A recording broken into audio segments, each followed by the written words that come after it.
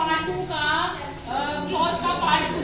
ठीक है, पहले हमने क्या पढ़ा था, क्लॉजेस के बारे में पढ़ा था, क्लॉज क्या होती है, सबऑर्डिनेट क्लॉज, प्रिंसिपल क्लॉज के बारे में हमने पढ़ा है।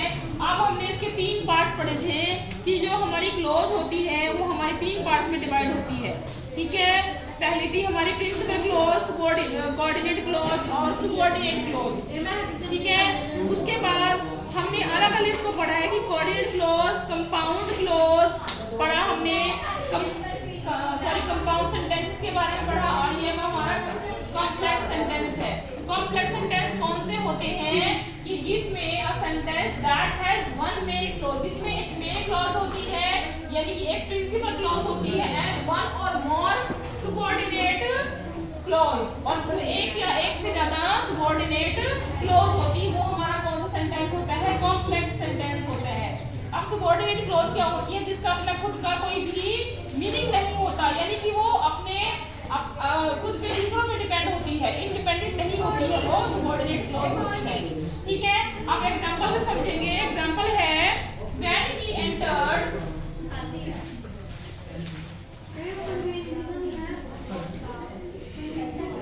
when he entered I came away।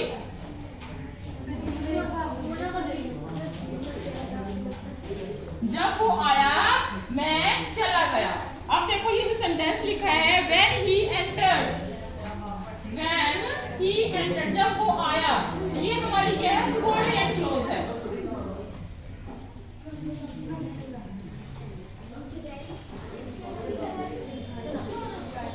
और I came away ये कंप्लीट सेंस दे रहा है, तो ये हमारी कौन सी होगी, प्रिंसिपल क्लॉज होगी। ठीक है, ये हमारी प्रिंसिपल क्लॉज है I came away। ये और ये जो हमारी सबऑर्डिनेट क्लॉज है ये अपने मीनिंग के लिए प्रिंसिपल क्लॉज पर डिपेंड करती है। अब देखो सेंटेंस में हिंदी में हम पूछे when he entered, जब वो वह आया तो क्या हुआ, कंप्लीट सेंस में जरा ना I came away मैं चला गया। अब जब हमने प्रिंसिपल क्लॉज को उसमें मिला दिया तब ये सेंटेंस कंप्लीट हो गया, और इसको हम कहेंगे कॉम्प्लेक्स सेंटेंस। इस तरह पूरा सेंटेंस है। आप देखो इसके हमने एग्जांपल लिखी है I met a man who was an engineer। अब जो ये सेंटेंस है I met a man, मैं एक आदमी से मिला, तो ये हमारा एक कंप्लीट सेंस दे रहे हैं, तो ये हमारी कौन सी हो गई, मेन क्लॉज हो गई। और who was an engineer ये हमारी हो गई सबऑर्डिनेट क्लॉज।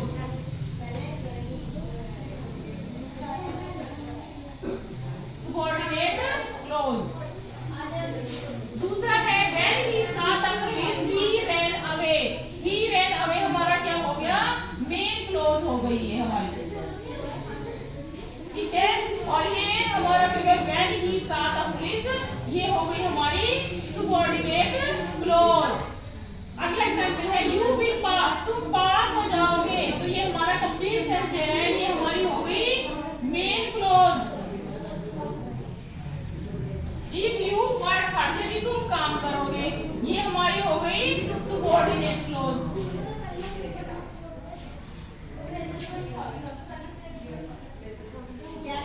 ठीक है, अगला एग्जांपल है वॉक फास्ट, जल्दी चलो, तेज चलो। ये जल्दी चलो कंप्लीट सेंस दे रहा है, तो ये हमारी हो गई main clause. Lest you should miss the train, lest you should miss the train, ये सब हमारा हो गया सबऑर्डिनेट क्लॉज। अगला एग्जांपल है you can not come in until you feel sorry. You can not come in, तुम अंदर नहीं आ सकते, तो ये कंप्लीट सेंस दे रहे हैं, तो ये हमारा किसमें काउंट होगा, मेन क्लॉज में।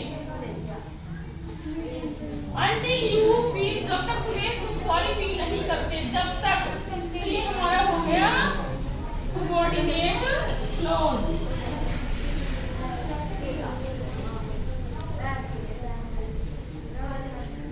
ठीक है, तो हमने एग्जांपल से समझा कि हमारे पास दो सेंटेंस दे रखे हैं, एक सेंटेंस दे रखा है जिसमें हमारी दो क्लॉज है, एक तो सबऑर्डिनेट क्लॉज है, मेन क्लॉज है।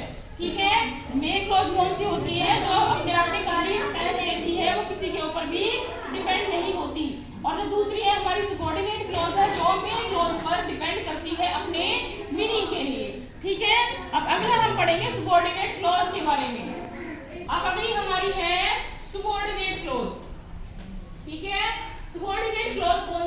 है, ठीक है। अब इसमें हमने पढ़ा था सबऑर्डिनेट क्लॉज के बारे में कि जिसमें एक मेन क्लॉज होती है और एक या एक से ज्यादा जिसमें हमारे क्या होते हैं, सबऑर्डिनेट क्लॉज होती है। अब मेन सबऑर्डिनेट क्लॉज होती क्या है, ये अपने हम इसको तीन तरह से डिफाइन कर सकते हैं। पहला है रिलेटिव क्लॉज, दूसरा है द एडवर्बियल क्लॉज, तीसरा है the noun clause.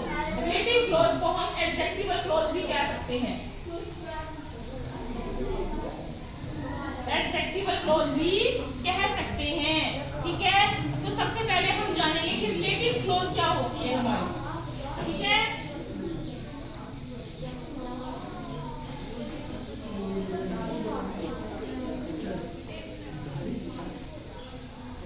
Relative clause क्या होती है, रिलेटिव क्लॉज क्या होती है, an adverbial clauses serve the function of an adjective, यानी कि जो सेंटेंस में एडजेक्टिव का काम एडवर्बल का काम करता है, ठीक है, एडवर्बल का काम करता है। देखो हमने अपने सबऑर्डिनेट क्लॉज को तीन भागों में डिवाइड किया था, the adverbial clause, the adjectival clause यानी कि relative clause, the adverbial clause, the noun clause. अब हम इसको वन बाय स्टेप इसको पढ़ेंगे इसके बारे में। यानी कि पहला है हमारा रिलेटिव क्लॉज, जिसको हम एडजेक्टिवल क्लॉज भी कहते हैं। वो क्या होती है, एन एडवर्बियल क्लॉजेस, ठीक है, क्या होती है, serve the function of an adjective, वो सेंटेंस में एडजेक्टिव का काम करती है, ठीक है, और नाउन और प्रोनाउन की क्वालिटी को दर्शाती है। It is related with the help of relative pronoun, और वो जो रिलेटिव प्रोनाउन हमारे होते हैं, ये हो गया who, which, that, whom, where, ठीक है, ये हमारे क्या होंगे, इसमें रिलेटिव प्रोनाउन हो गए। और रिलेटिव एडवर्ब कौन से हो गए, वेयर, व्हेन, व्हाई, हाउ, ये भी हमारे किसमें आएंगे, रिलेटिव क्लॉज में आएंगे, ठीक है। तो सबसे पहले हमने देखा था रिलेटिव प्रोनाउन कौन से हैं और रिलेटिव एडवर्ब कौन से हैं, क्योंकि इनके बिना हम सेंटेंस को नहीं बना सकते। तो रिलेटिव क्लॉज हमारा कौन सा हो गया, जो नाउन और प्रोनाउन की क्वालिटी को शो करता है।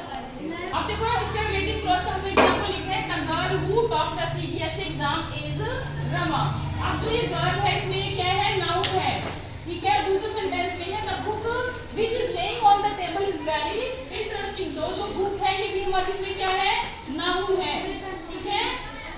बाकी जो सेंटेंस है जो हु से शुरू हुआ हमारा, हु से क्या था, हमारा रिलेटिव प्रोनाउन है, और व्हिच हमारा क्या है, इसमें ये भी रिलेटिव प्रोनाउन है। तो ये जो रिलेटिव प्रोनाउन और रिलेटिव एडवर्ब है, ये किसमें काउंट होती है, रिलेटिव क्लॉज में काउंट होती है।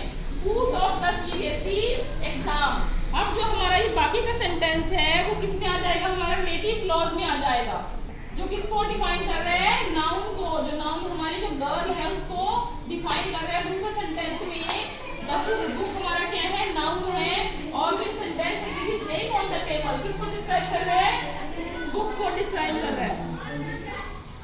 हु और व्हिच, हु और व्हिच, ये हमारे क्या है, रिलेटिव प्रोनाउन है,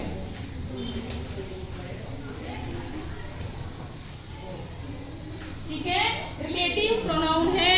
और बाकी जो हमारा दोनों ये सेंटेंस है किसमें काउंट हो गया, हमारे दोनों हमारी नाउन की क्वालिटी को दर्शा रहा